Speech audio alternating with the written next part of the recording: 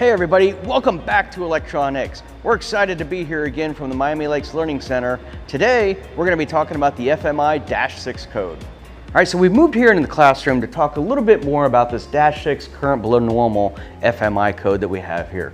To understand it a little bit more, we need to kind of take a look at Ohm's law here. So if we look at Ohm's law, what we've got is voltage is equal to our current multiplied by our resistance.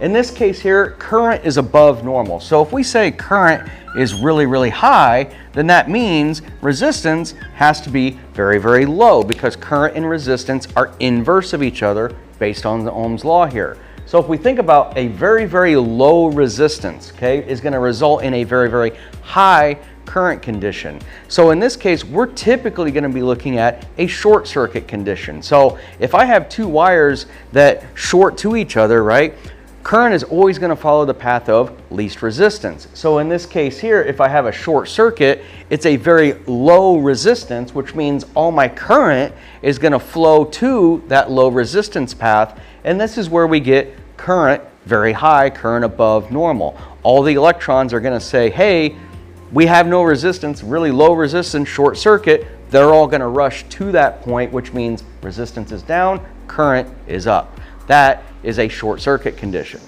Also, to remember this, that a current above normal -6 is a short circuit condition. How I like to kind of think about this is the -6 code here, right? If you think about, I've got my line right here, and it's going to come over and short circuit back onto itself right here, right? And so a -6 shorting back onto itself here, that's how I would remember that current above normal -6 code, that's most likely going to be the result of a short circuit condition.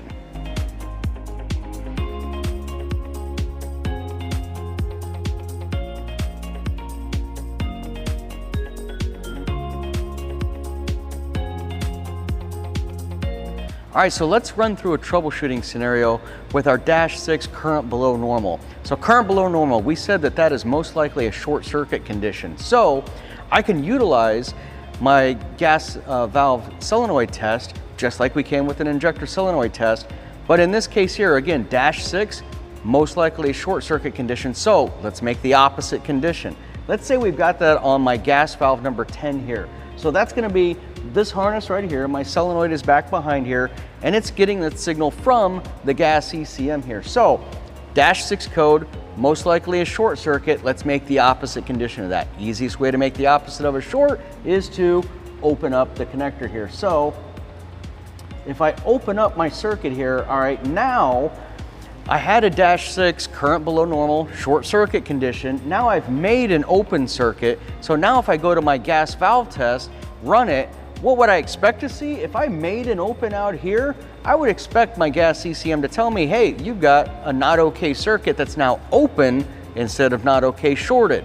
So if I run that test and see that, all right, I made an open, ECM tells me there's an open where I started out with a short.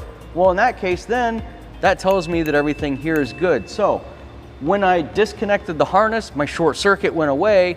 Now I have an open circuit condition. That's actually exactly what I expected. So that would tell me my short circuit is either in my connector here, up through my harness, or up to my solenoid up here behind may be shorted out, and we would need to replace that.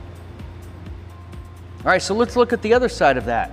Let's say I made my open circuit out here, I ran my solenoid valve test, and my gas ECM tells me now not okay shorted. Well, that's what we started out with, right? But I made an open circuit up here. If the test is still telling me not okay short, well then from here all the way down to my gas ECM, I still have a short circuit somewhere. In that scenario, my connector, my wires up to my solenoid and the solenoid itself, they're probably okay, all right? So at this point here, I'm gonna leave this open circuit here. Now, since I still have a short from somewhere between here and my gas ECM, now I need to find out, where do my two wires here, where do they go in my gas ECM? So I'm going to use my schematic, find those two wires, I'm going to remove those from my gas ECM, run my solenoid test again. Now since I made an open, I would expect the test now to say, not okay, open circuit. If it does, I made an open at the ECM tells me it sees an open, ECM is good, we established that my solenoid is good, so in that scenario, the only thing left would be my harness. That's where my short circuit's at. If I created that open circuit in my ECM, ran my solenoid test, and it still tells me not okay shorted, all right, well in that scenario, I've made an open circuit at the ECM. It's reporting that it still detects a short circuit. So in that scenario, my short circuit has to be inside my ECM. I'm most likely looking at replacing my gas ECM in that scenario. All right, so we looked at troubleshooting a -5 code utilizing our gaseous fuel valve solenoid test. And within there also, we've got our injector solenoid test here. We would utilize that in a very similar way than what we just looked at for our injector solenoids.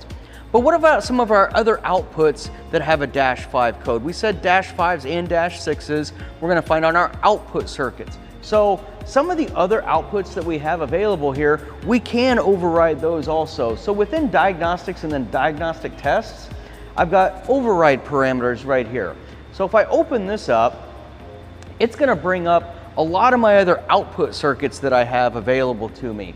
So in this case here, I've got things like my air shutoff valve, my EGR valve number 1 and number 2 that I can command, my electric fuel transfer pump relay, things like my fuel pump control relay, my starting system relay. So I can utilize these because a lot of times with -5 and -6 codes, the ECM may not recognize the change. So if we have an open circuit, we make a short, we want to see that code change. The ECM may not recognize that change unless the output circuit is actually activated. So in those cases here, we're going to have to go out to our output circuit. If we're dealing with an open circuit, we want to make a short. If we're dealing with a short circuit, we want to make an open. And then we may need to come into override parameters to utilize this and have the ECM actually turn on or activate that output before it sees that change in state from an open to a short or from a short to an open. So in this case here, let's say my air shutoff override, I can double click on this, go in here, change this from off to on. Am I sure I want to do this? Yes, I am. So we click yes. You might have heard the click there. So the ECM actually turned on or activated, sent the signal out to my air shutoff solenoid. So if I were troubleshooting this, again, if I had a -5, I'd have made a short circuit in that harness, ran this test, and then see for my code to change, and vice versa. If I'm dealing with the -6 code, then that's a short circuit, I would make an open circuit, activate the output this way, and see if my code flips. So just keep in mind, with output circuits, the ECM may not see that change in state until we actually turn it on. We could put the engine in a certain state in order for the ECM to activate those outputs, or we can go in here with key on engine off and actually override those parameters and utilize this for troubleshooting. All right, everybody, thanks for joining us for this episode of Electronics. It's been great coming back to you from the Miami Lakes Learning Center down here. If you got any ideas for other topics that you'd like to see us cover on this channel, be sure to leave some comments down below. As always, if you want to come back down for the week-long electronics troubleshooting course, we do offer that. So go down to DPC and search for this course number right here. That's our electronics troubleshooting class. Once you've attended that one, you can come back for this course right here. That's our Electronics Troubleshooting 2 class, where we get into troubleshooting data links, we get into using scope meters, and a lot of other really fun stuff. So be sure to take advantage of those classes and all the other classes that we offer down here at the Miami Lakes Training Center. We've got a ton of different assets across a lot of different applications for you to take advantage of, so be sure to do so. And hey, since this is the electronics channel, always make sure every time that you're nice to those electrons, they're also really nice to you, so be nice to them.